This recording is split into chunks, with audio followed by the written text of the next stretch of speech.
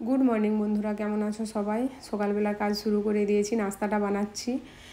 ছেলেটা তাড়াতাড়ি একটু কলেজ যাবে, বৃষ্টি হচ্ছে খুব বাইরে, ও তাড়াতাড়ি, ওই জন্য বললাম তুই বেরিয়ে পড়, আবার নাহলে বৃষ্টি শুরু হয়ে যাবে। এখনটা একটু থেমে আছে, ওর কিন্তু যেতে অনেকটা দেরি আছে, তার সত্ত্বেও ওকে বলি তুই তাড়াতাড়ি চলে যা।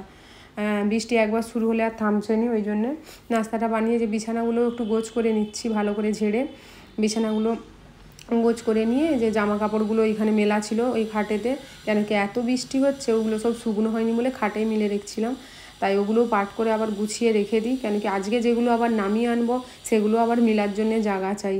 পিছলে 4-5 দিন হয়ে গেল বৃষ্টি এরকম হচ্ছে, কিছু শুকনো হয়নি। আর এই যে যার জায়গায় জামা প্যান্টগুলো রেখে দিলাম, যার জায়গায় রেখে তো দিই, কিন্তু যখনই ওরা আনতে যায় সব এলোমেলো করে ছড়িয়ে ছিটিয়ে পরে নেয় আবার। তারপরে যে এইখানে বড় ছেলেটা জামাটাও ইস্ত্রি করে দিছি, আর ছোট ছেলেটা এত আমার মাথাটাকে বোকাচ্ছে, ওকেই বকছিলাম। তারপরে যে বড় ছেলেটা চলে যাচ্ছে, ওকে বলছি রেনকোটটা নিয়ে যেতে, কিন্তু ও বলছে না না বৃষ্টি এখন থেমে আছে, আমি চলে যাই। এক্সট্রা একটা জামা নিয়ে যাচ্ছে যদি ভিজে টিজে যায়। বিছানাপত্রগুলো আবার ভালো করে সব গোছগাছ করে নিলাম।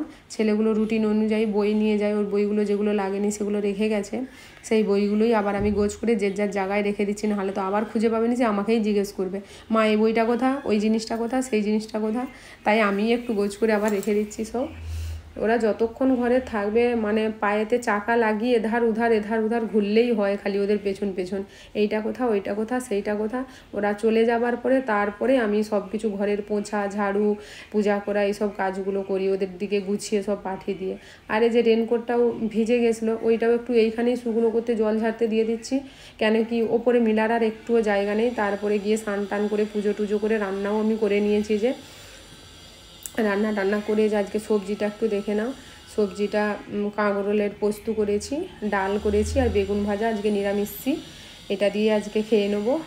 তাই ছেলেটা কাঁকরোল একদম পছন্দ নয়, ও কী করে খাবে, ডাল আছে, বেগুন ভাজা আছে, বেগুন ভাজাটা পছন্দ, ও খেয়ে নেবে। ওর ভাতটা দেখো মাখিয়ে দিয়ে দিয়েছি, লেকিন ও আর আসেনি। ওকে বললাম একটা কাঁচা লঙ্কা নিয়ে আর চামচ আনতে গেছে, ও আবার চামচে করে খায়। তো এইভাবেই খাওয়া দাওয়াটা করে নিচ্ছি। ও বলছে কি সবজি, আমি বললাম চল খেয়ে নে, আজকে খেয়ে নে, ওর পছন্দ নয় কাঁকরোল, আমি খেতে খেতে ভালো লাগবে, খেয়ে নে বলে খাওয়া দাওয়াটা করে নিই।